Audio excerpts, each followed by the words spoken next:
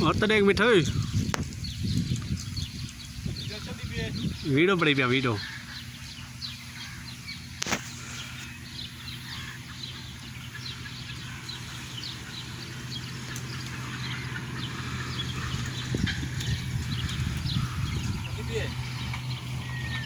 ਹੁਣ ਆਂਦੀ ਪਈ ਹੈ